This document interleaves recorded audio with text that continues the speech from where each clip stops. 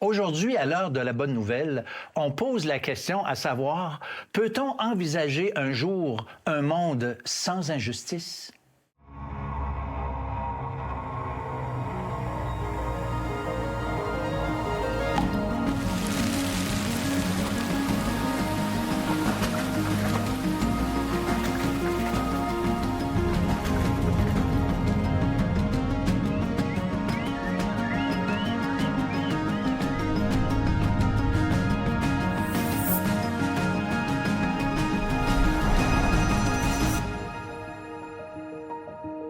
Alors bonjour et bienvenue à l'heure de la bonne nouvelle. On poursuit notre série « Le monde à l'envers selon Jésus ».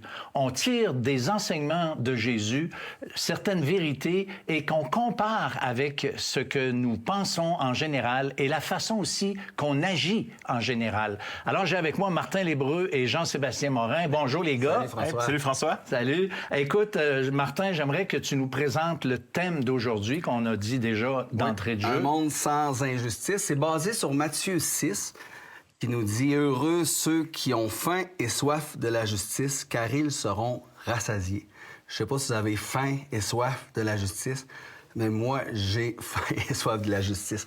J'aime beaucoup l'image de la Dame Justice. La Dame Justice, elle a une balance dans sa main, elle a les yeux bandés. Donc, d'un côté, il y a la balance qui doit être équilibrée, puis elle a les yeux bandés parce que la justice, ben, elle doit être impartiale. On peut pas baser notre justice sur l'apparence d'une personne ou d'autres influences qui est à l'extérieur. Quand j'avais 13 ans, mon groupe préféré, c'était Metallica. Et ils ont sorti un album en 1988 qui s'intitule « And Justice for All ». Et la justice pour tous. Et sur le couvert de l'album, on voit la statue, en fait, de Dame Justice qui est toute fissurée, fracassée, qui est attachée avec des cordes, puis on est en train de tirer pour la renverser par terre. Et sur la balance, il y a des billets de banque qui revolent partout. Et il y a une chanson qui s'appelle, qui a le même nom que l'album, And Justice for All. Et je vous lis quelques paroles. Ça dit « Les palais de justice sont peints en vert. » Parle d'argent, j'imagine. Oui, c'est l'argent qui parle.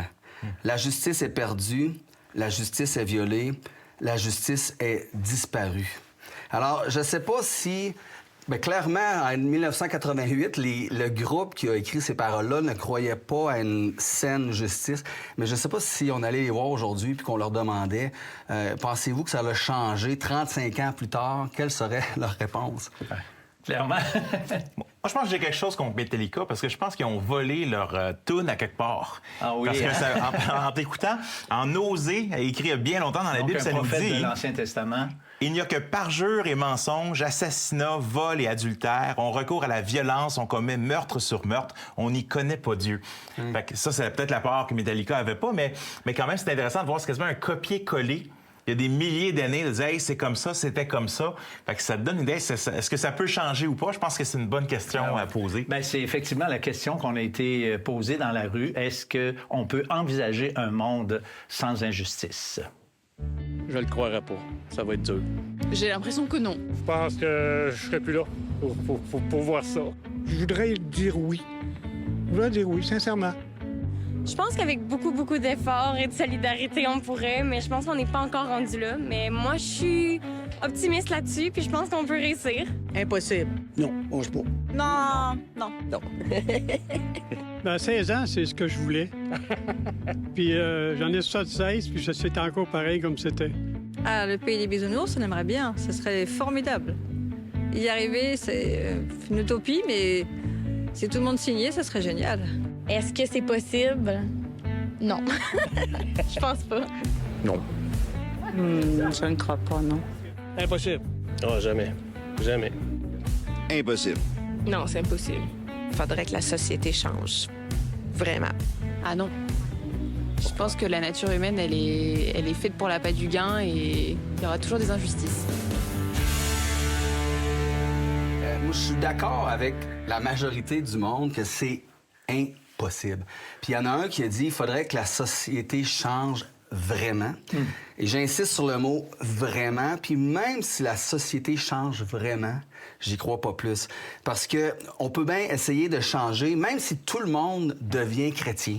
demain matin, on accepte le Seigneur Jésus comme notre Seigneur et Sauveur, on devient des chrétiens partout sur la planète, même encore là, il y aurait de l'injustice.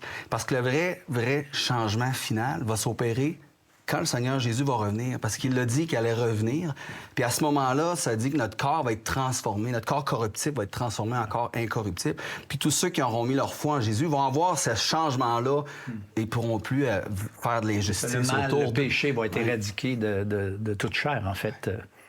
Je pense que moi, ce que je trouve fascinant dans le Vox Pop, c'est qu'à peu près tout le monde a dit « ça serait souhaitable qu'on ait un monde sans injustice ». Mais est-ce que c'est possible?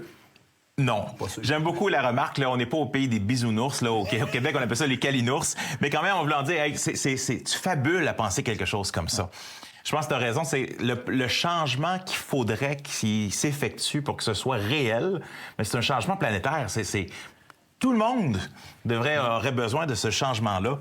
Mais comme l'apôtre Paul dit, le bien que je veux faire, je le fais pas. Le mal que je veux pas faire, je le fais. Qui me délivrera de ce corps de mort? Je pense que c'est le problème de l'histoire de l'humanité, quasiment, cette question-là. C'est pas un problème politique, c'est pas un problème de société. Pourquoi l'injustice a continué d'exister? Bien, restez avec nous parce que Jean-Sébastien Morin va nous entretenir encore de ce sujet après la pause. L'humanité veut rien savoir, souvent d'avoir un autre maître que soi-même. Il y a une solution, déjà maintenant.